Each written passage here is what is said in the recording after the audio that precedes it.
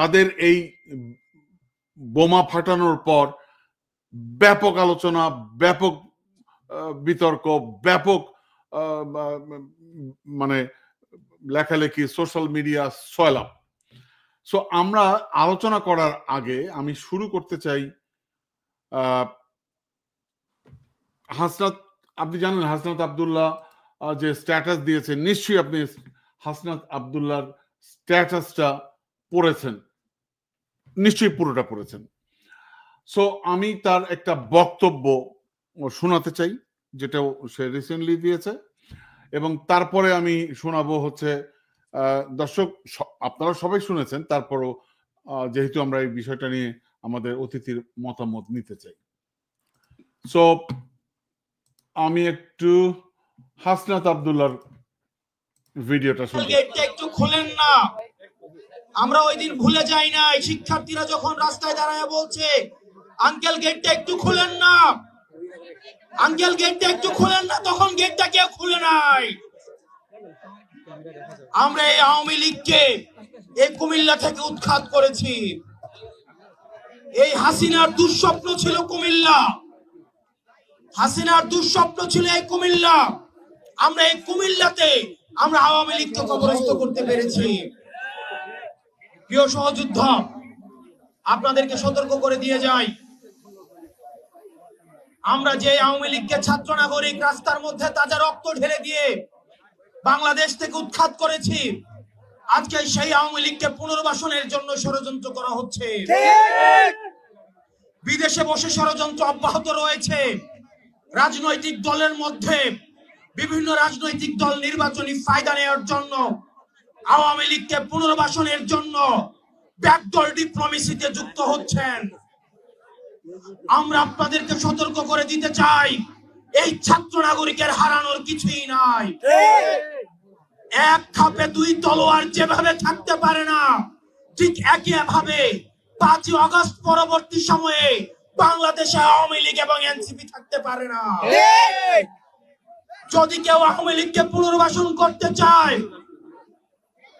উত্তরপাড়া থেকে যদি আওয়ামী লীগ পুনর্বাসনের কোন ষড়যন্ত্র করা হয়, 5ই আগস্ট যেভাবে গণভবন এবং বঙ্গভবনের যে পরিণত হয়েছে, আওয়ামী লীগকে যারা পুনর্বাসন করতে চাইবে ঠিক তাদের পরিণতি এবং তাদের ফলাফল একই রকম হবে। সো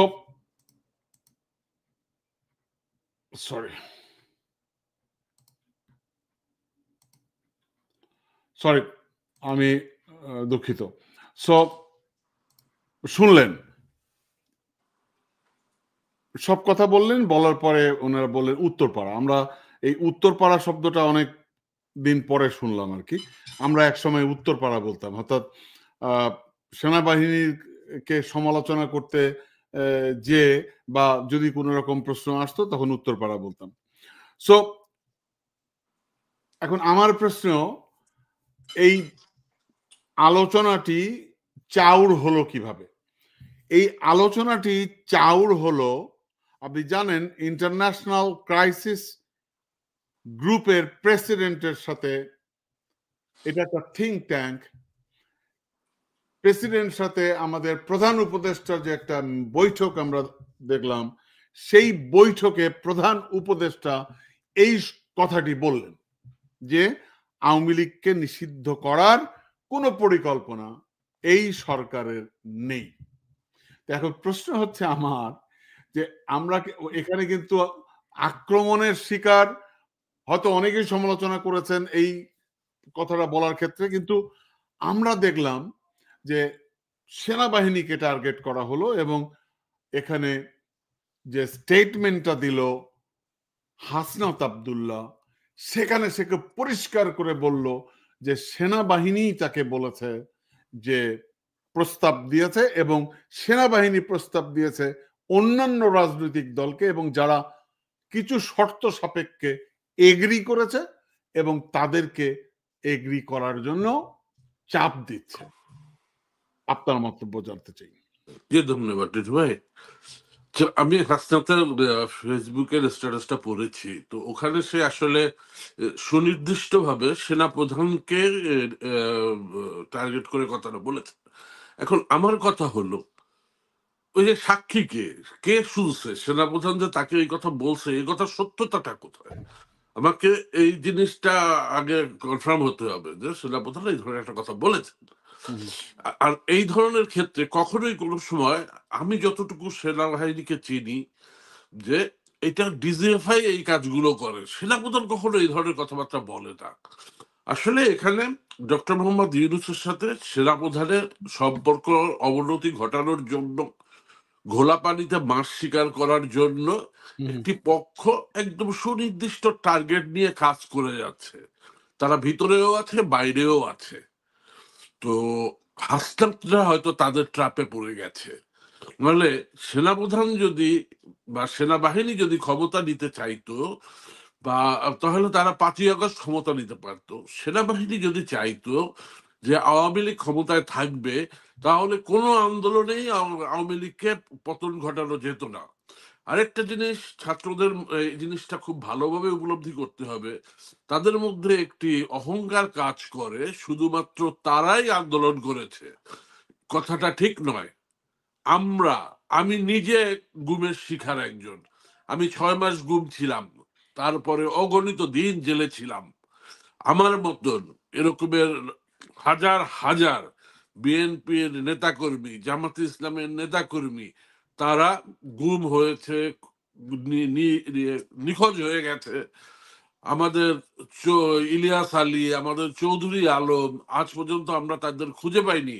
আমাদের ছোট ভাই শাহিনবাগের সাজিদুল ইসলাম সুমন সহ অসংখ্য আমাদের সহযোদ্ধা সহকর্মীদেরকে কিন্তু গুম হয়ে আর ফেরত আমরা পাইনি। তো সুতরাং এই আন্দোলনে কন্ট্রিবিউশন সবার ছিল।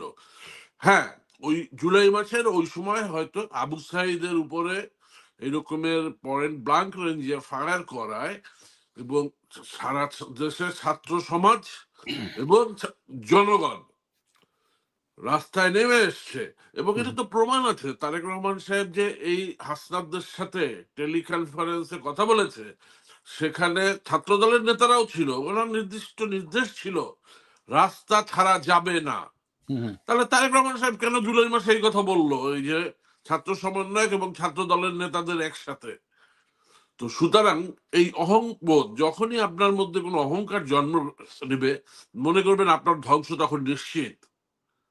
আমি যে গুম হয়েছিলাম, এটার জবাব, হাসনাত তো গুম হয়নি ভাই, সার্জিস তো গুম হয়নি, নাহিদ তো গুম হয়নি, হ্যাঁ, আমরা তো গুম হয়েছি।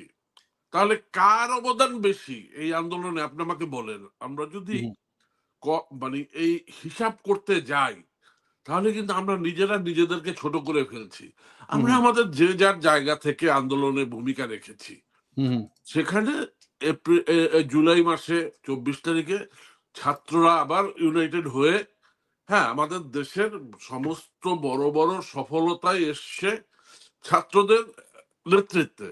আপনি যদি দেখেন 52-এর ভাষা আন্দোলন, 66-র 6 দফা, 70-এর নির্বাচন, 71-এর মুক্তিযুদ্ধ, 90-এর গণ অভ্যুত্থান, কোন জায়গায় ছাত্ররা সামনের সারিতে ছিল না? সব জায়গায় তো ছাত্ররা, কিন্তু কোনোদিন কি কোনো ছাত্ররা এই দাবি করছে যে আমরাই সব? যেমন হাসনাতের যে বক্তব্যটা আপনি শোনালেন, যে এক খাপে দুই তরবারি যেমন থাকে না, তেমন এনসিপি আর আওয়ামী লীগ একসাথে বাংলাদেশে থাকবে না। আরে বাবা, এইটা তো সেই আওয়ামী লীগের কায়দে, ফ্যাসিস্ট কায়দায় কথা বলা হইলো। আওয়ামী লীগ এদেশে থাকবে কি থাকবে না, সেটা নির্ধারণ করবে আমাদের আদালত। কারণ আপনি জানেন, আন্তর্জাতিক অপরাধ ট্রাইব্যুনালে আওয়ামী লীগের সভানেত্রী সহ আওয়ামী লীগের বেশিরভাগ শীর্ষ পর্যায়ের নেতাদের নামে মামলা বিচারাধীন। এই মুহূর্তে আপনি আওয়ামী লীগ বাংলাদেশে থাকবে কি থাকবে না, নির্বাচনে অংশগ্রহণ করবে কি করবে না, আপনি যদি এই কথা বলেন, যেমন আপনার একজন উপদেষ্টার কথা আপনি আজকে দেখালেন, ছাত্র উপদেষ্টা, আমি ওটা দেখাবো। আমি আপনাকে এখানে একটু অ্যাড করি, আপনি যেটা বলছেন। আমি ভুলে যাবো, এই যে ছাত্র উপদেষ্টা যে যিনি এখন বর্তমানে আছেন, আর হাসনাত বলল যে আওয়ামী লীগকে রাখা যাবে না, তাহলে তো এটাতে আদালত প্রভাবিত হবে, কারণ উনি একজন উপদেষ্টা, ওনার মুখ দিয়ে তো এই ধরনের কথা বলার শোভা পায় না। আর উনি এবং এনসিপি যখন একই সুরে কথা বলে, তখন ধরেই নেওয়া হবে যে এটি সরকারি রাজনৈতিক দল। তাহলে আপনি বলেন, তারা আদালতকে প্রভাবিত করছে না? নাকি তারাই চায় আওয়ামী লীগ থাকুক, যে ঠাকুর ঘরে কে আমি কলা খাই না? না, কিন্তু এখানে আমি আপনাকে একটা মানে আমি যে আইনের কথাটা বলছিলাম, এটা আগে আমি একটু দেখাই, একটা স্টেটমেন্ট দেখাই আপনাকে। সেটা হচ্ছে, এরা কিন্তু এই হাসনাত এবং সার্জিস এরা কিন্তু এই আওয়ামী লীগকে নিষিদ্ধের জন্য রিট পিটিশন করেছিলেন এবং পরবর্তীতে এই রিট পিটিশনটা কি তারা উইথড্র করে নিয়েছে। কিন্তু আমরা কিন্তু জানতে পারিনি যে এই রিট পিটিশন কেন করলেন আওয়ামী লীগ নিষিদ্ধের জন্য, এবং এটা আবার উইথড্র কেন করলেন, এটা কিন্তু আমরা জানতে পারিনি। ঠিক আছে, এটা আমি জাস্ট একটু রিকল করলাম। মানে এটা কি তাদের স্ববিরোধী কথাবার্তা হয়ে গেল না? তারা রিট পিটিশন যেহেতু উইথড্র করেছে, অ্যাটলিস্ট তাদের দুইজনের তো কোনো নৈতিক অধিকারই নাই আওয়ামী লীগ নিষিদ্ধ করার ব্যাপারে কথা বলতে। কিন্তু আমরা নিজেরা আওয়ামী লীগের দ্বারা ক্ষতিগ্রস্ত। আমার ঘর বাড়ি দখল হয়েছে, আমার দেশ ছেড়ে বিদেশের মাটিতে আমাকে পরবাস মানে পরাধীন জীবনযাপন করতে হচ্ছে।